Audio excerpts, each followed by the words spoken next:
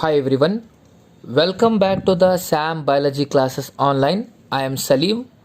In this video, I am going to tell you about the key characteristics or parasitic adaptations of Wuchereria.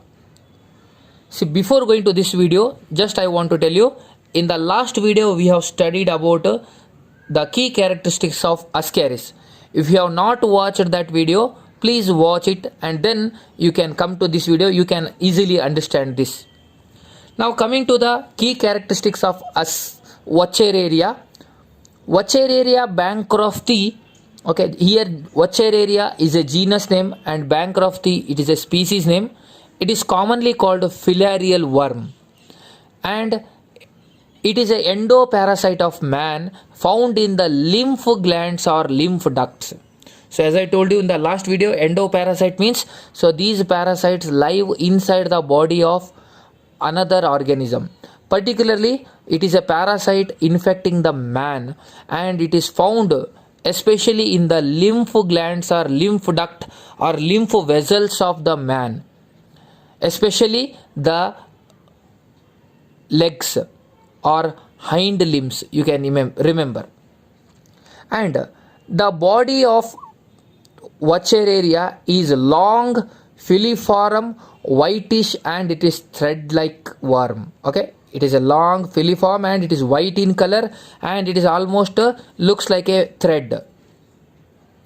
Okay, dear students, you can see this particularly it is a larva of Wuchereria bancrofti and it is an anterior part of the female. It is anterior part of the female Wuchereria and it is the microfilaria or it is also called the larva of Wuchereria.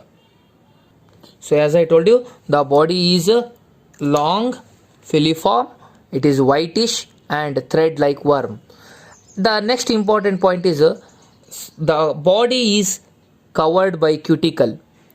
See, I told you that in the last lecture also, the epidermis of these Aschelminthes, it is covered by a layer called cuticle.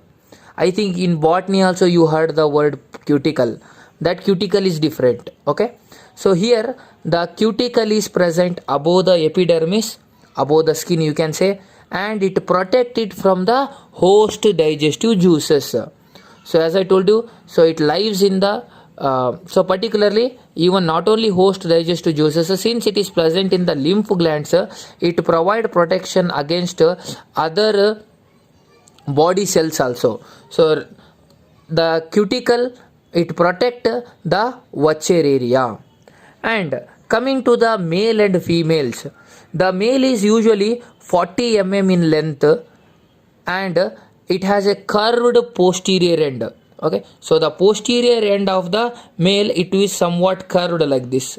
So you can see the diagram if you imagine. So it was curved like this, but the female it is longer compared to the male and it is about 80 to 100 mm in length. Therefore this phenomenon is called a sexual dimorphism.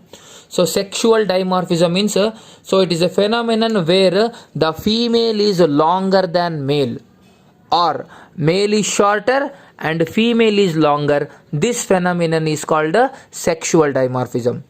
And another one difference is the female has a straight posterior end. So the posterior end of the female was very straight. It was like this, you can imagine. So this is the body. Okay, so this is the anterior end and this is the posterior end. So the posterior end was very straight, but in case of male the posterior end was curved. So this is the another difference. So the male is smaller and the posterior end is curved. The female is longer compared to the male and it has straight posterior end. The next point is presence of muscular pharynx. As I told you, Aschelminthes, these are the first animals in which muscular development, it means muscles are developed in these animals, and the pharynx is highly muscular and it helps in ingestion of food. So ingestion means nothing but intake of food by the sucking action. So in previous video also I have told you about in Ascaris, same thing, same point was repeated. The muscular pharynx helps in ingestion of food by sucking action. Then cilia and adhesive organs are entirely absent, and sense organs are also very poorly developed. Even though if sense organs are present, they are poorly developed, and in some cases sense organs are absent. And female is viviparous. So dear students, you have to remember the female is viviparous. It produces the microfilariae.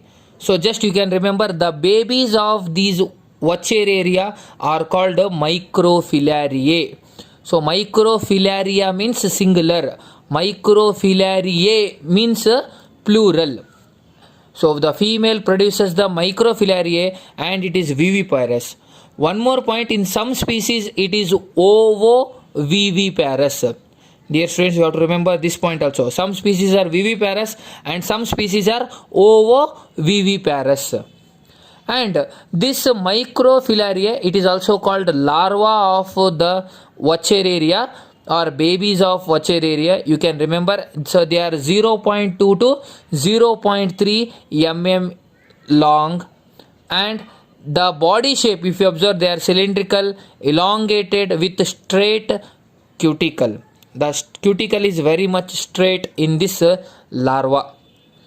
So they are 0.2 to 0.3 mm longer, and they are cylindrical with straight cuticle. And this larva or microfilariae, it has a one important structure called stylate. So stylate is present in the larva, which helps in attachment. So you can see this diagram. So as I shown you already, so this is the microfilaria, or you can say the baby of Wuchereria. It has, you can see that oral stylate. So oral stylate or stylate, it is present. It helps in attachment. Then coming to the life cycle, the life cycle is digenetic. Digenetic means, so di means two. The life cycle is completed in two hosts. Such a type of life cycle is called digenetic. In the last lecture, in the key characteristics of Ascaris, I told you that the life cycle of Ascaris is monogenetic. But the life cycle of Wuchereria, it is digenetic because it involves two hosts. The main host is man. It is also called definitive host. And the secondary host or intermediate host is a Culex. You know that Culex is a mosquito. So therefore, the life cycle is completed in two hosts. This condition is called digenetic.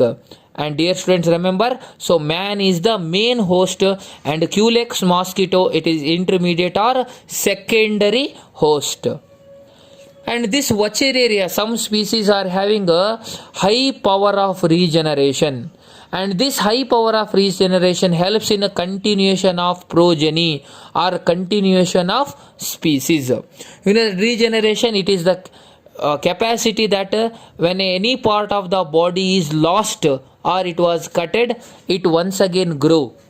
So that is referred as a regeneration, and some species of Wuchereria have the capacity of regeneration.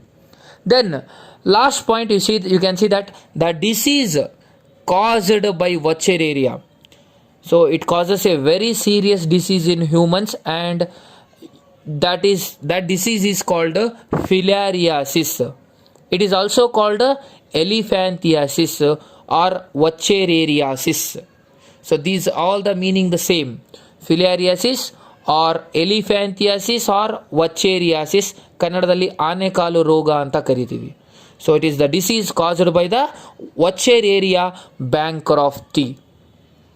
So I hope you understood in detail about so the key characteristics or parasitic adaptations of Wuchereria. If you understood, please like the video, subscribe the channel and click on the bell icon all. Thank you.